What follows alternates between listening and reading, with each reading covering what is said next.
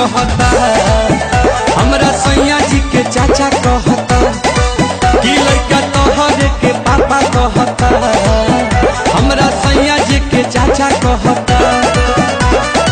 ओही दिन से खोजता ते रोवता चिल्ला के, ओही दिन से खोजता ते रोवता चिल्ला के, सोझा सा बकाई साफा कहता, लड़का तोहरे के पापा कहता, कि हमरा सैया जी के चाचा कहता, कि लड़का तोहरे के पापा कहता।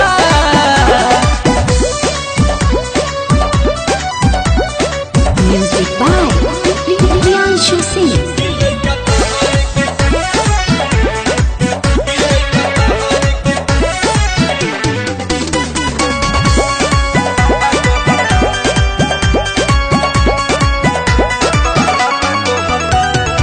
केतन मलाई दूध पीली धराई, तनिको नाही चुपाला हो, सासु ननद गोतिन देवर के छोड़, सैया के कोहरा न जाला हो।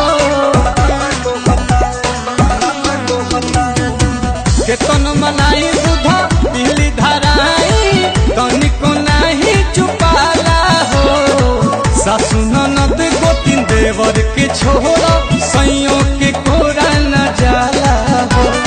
रही जात मन हमर भीतरे लजा के, अपने देरी में कातू गइला सिखा के, खाए के गोलगप्पा कहता, लड़का तोहरे के पापा कहता, कि हमरा सैया जी के चाचा कहता, लड़का तोहरे के पापा कहता।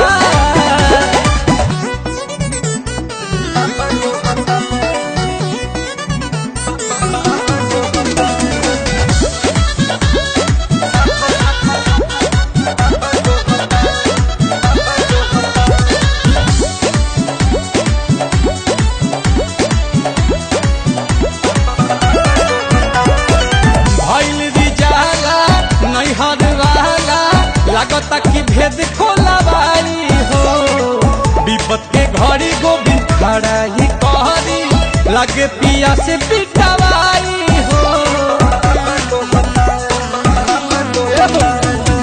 भइल रिजाला नैहर वाला, लागता भेद खोलवाई हो, विपत के घड़ी रोशन खड़ा ही कहरी, लगे पिया से पिटवाई हो।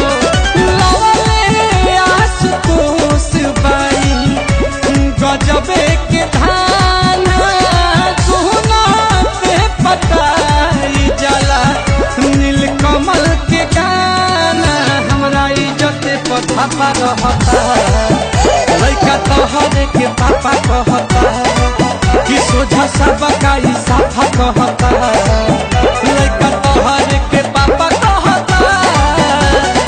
ओही दिन से खोजता ते रोवता चिल्ला के, ओही दिन से खोजता ते रोवता चिल्ला के, सोझा सा बकाई साफा कहता, लड़का तोहरे के पापा कहता, कि हमरा सैया जी के चाचा कहता,